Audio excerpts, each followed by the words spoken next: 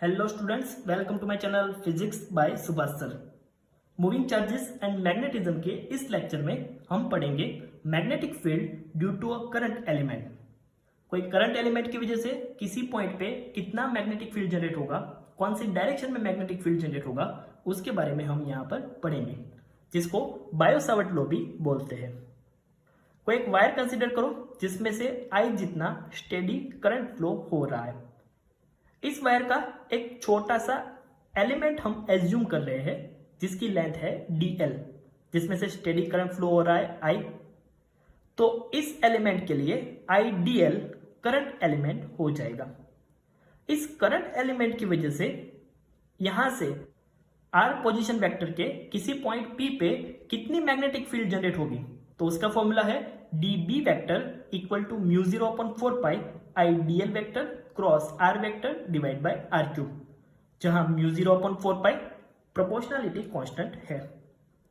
इस magnetic field का अगर मैग्नीट्यूड लिखना है तो हम ऐसा लिख सकते हैं dB equal to mu 0/4 pi, cross multiplication यहां से निकल जाएगा तो ये हो जाएगा IDL R sine theta divide by R cube, R cancel, तो ये होगा IDL sine theta divide by R square.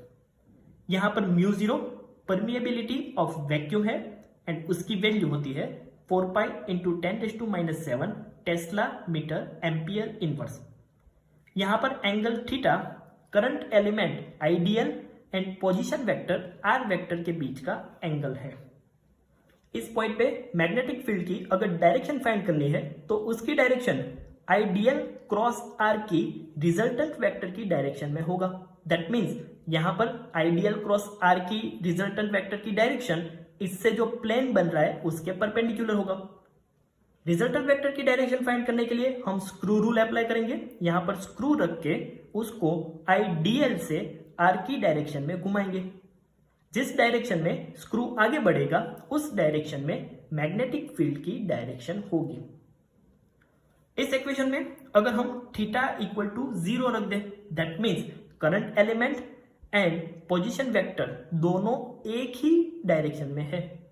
तो ऐसे केसेस में क्या होगा, साइन 0 की वैल्यू 0 हो जाती है, that means dB equal to 0 होगा। तो उसका मतलब ये हुआ the magnetic field is 0 at point on the axis of current element. Current element के एक्सिस पे मैग्नेटिक फील्ड 0 होती है। इस इक्वेशन में अगर हम थीटा इक्वल टू 90 रख दें तो साइन 90 की वैल्यू 1 होगी, दैट मीन्स उस पॉइंट पे हमें dB की वैल्यू मैक्सिमम मिलेगी। So the magnetic field due to current element is maximum at perpendicular to its axis. Current element की एक्सिस से परपेंडिकुलर डायरेक्शन में मैग्नेटिक फील्ड की वैल्यू मैक्सिमम होगी, उसका मैग्नीट्यूड मैक्सिमम होगा। नेक्स्ट हम देखते हैं relation between permeability of vacuum and permittivity of vacuum, that means mu 0 and epsilon 0। Let suppose हम दोनों का मल्टीप्लीकेशन करते हैं म्यू 0 इंटू एप्सिलॉन 0। इस मल्टीप्लीकेशन को हम 4 पाई से मल्टीप्लाई एंड 4 पाई से डिवाइड करते हैं, तो ये कुछ इस तरह से हो जाएगा mu 0/4 pi into 4 pi epsilon 0। 4 pi epsilon 0 equal to हम लिख सकते हैं 1/k, जहां पर k कूलम कांस्टेंट है। म्यू 0 की वैल्यू है 4 pi into 10⁻⁷ divide by 4 pi था, वो as it is 4 pi epsilon 0 equal to 1/k। Coulomb constant की वैल्यू होती है 9 इंटू 10⁻⁹, 4 पाई कैंसल, तो यहां पर बचेगा 10⁻⁷। सॉल्व करेंगे तो ये होगा mu 0 epsilon 0 equal to 1/9 into 10⁻16। 9 into 10⁻16 को हम ऐसे लिख सकते हैं 3 इंटू 10⁸ का होल स्क्वायर।